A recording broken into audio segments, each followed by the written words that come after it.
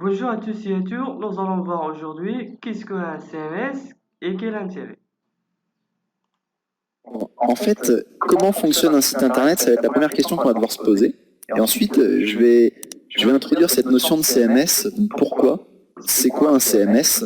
Donc, attendez, je vais vous le dire dans quelques slides.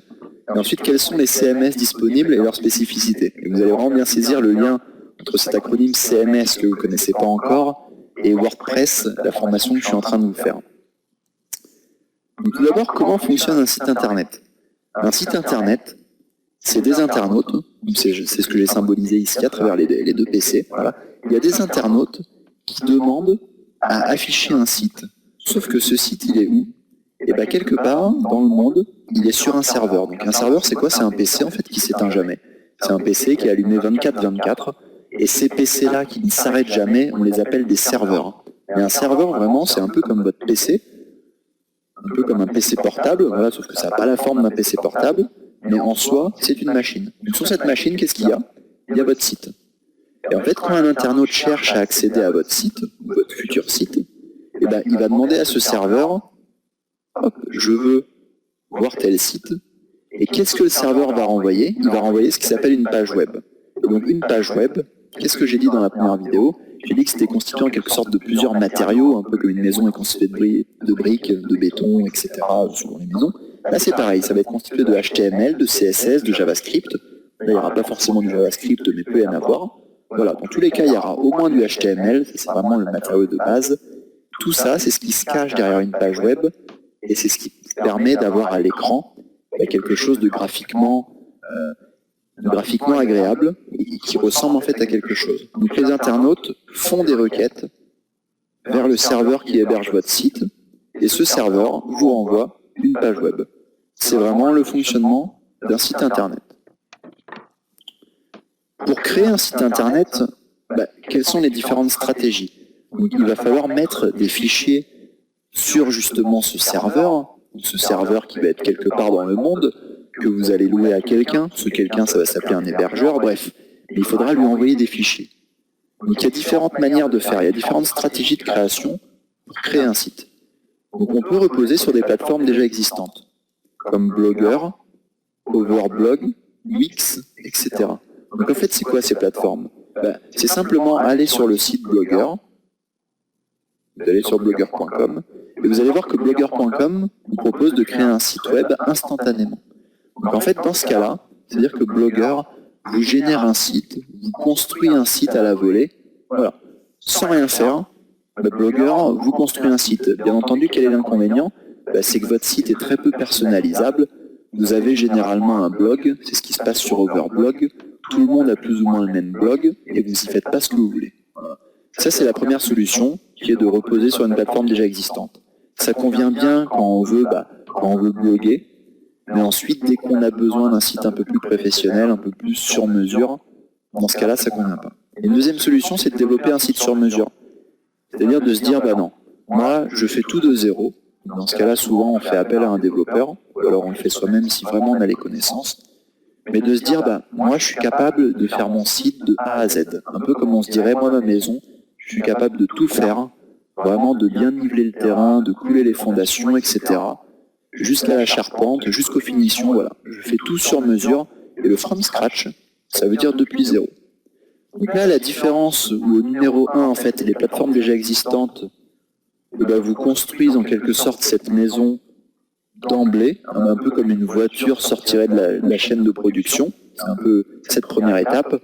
Cette deuxième étape, non. C'est à vous de tout faire, vous faites tout. Bien sûr, ça nécessite de savoir développer. Il y a une troisième étape, qui est une sorte d'intermédiaire, et c'est cette étape-là qu'on va voir, c'est de se développer un site en se disant, je ne suis pas capable de tout faire sur mesure, mais je ne veux pas non plus avoir un truc 100% tout prêt, que je ne pourrais jamais personnaliser. Je veux une partie, c'est-à-dire un socle. Et c'est ce qu'on va faire là. On va développer un site en reposant sur un socle. Donc le socle, il ne fera pas tout, ou presque. Ce socle, ça s'appelle un CMS. CMS, ça veut dire Content Management System. Et ce CMS, typiquement, WordPress en est un. Donc les sites développés avec WordPress, ils rentrent dans cette catégorie-là. C'est-à-dire les sites développés sur un socle. Donc on se libère de certaines contraintes, parce que le socle, par exemple, eh ben, il va d'emblée gérer notre formulaire de contact, des choses comme ça.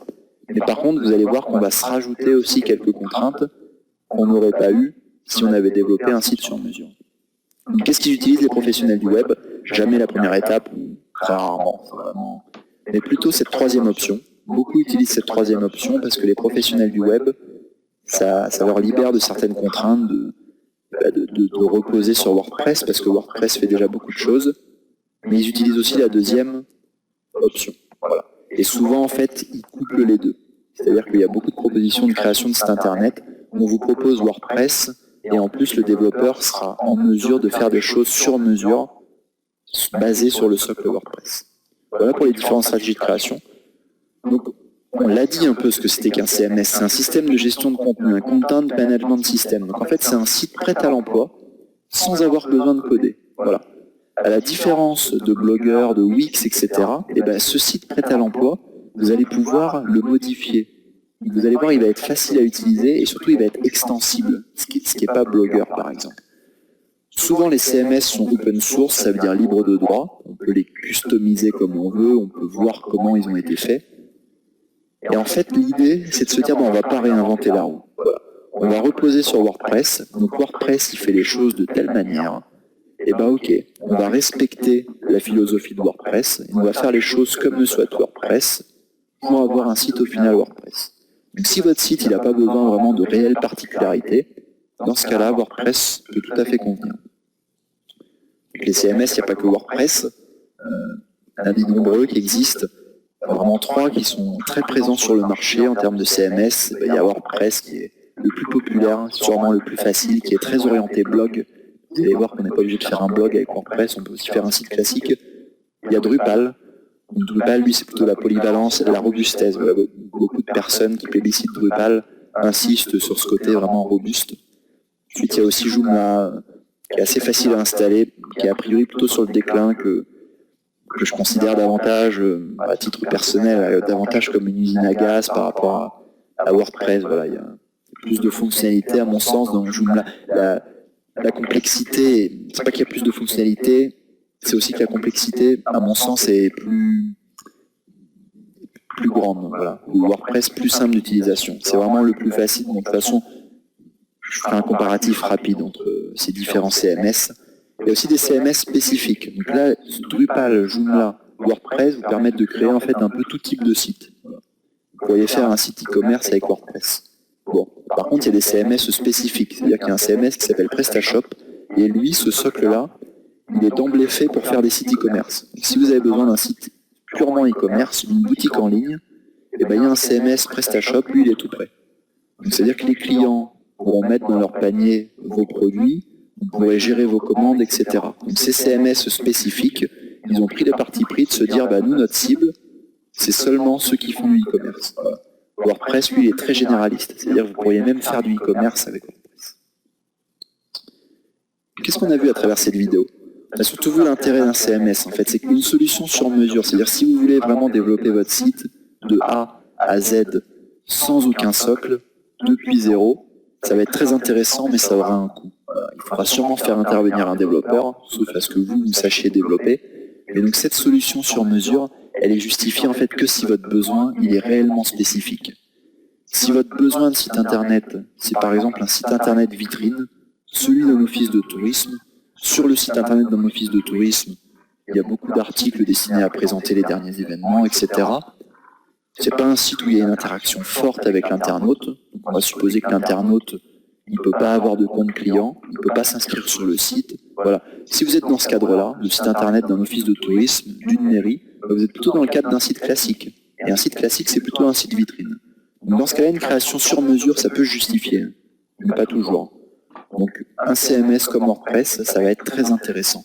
Parce que vous allez voir, on va déployer un socle qu'on va ensuite retoucher, qu'on va personnaliser. Vous allez voir que ce socle va nous permettre d'arriver à nos fins. Voilà. Donc attention, ne sous-estimez pas, WordPress. Vraiment, c'est ce que j'ai dit dans les slides précédentes, les professionnels du web eux-mêmes utilisent WordPress. Moi-même, dans les sites que je crée, ça m'arrive d'utiliser WordPress. Pas toujours, mais régulièrement. Merci beaucoup de m'avoir écouté et à très bientôt pour une prochaine vidéo.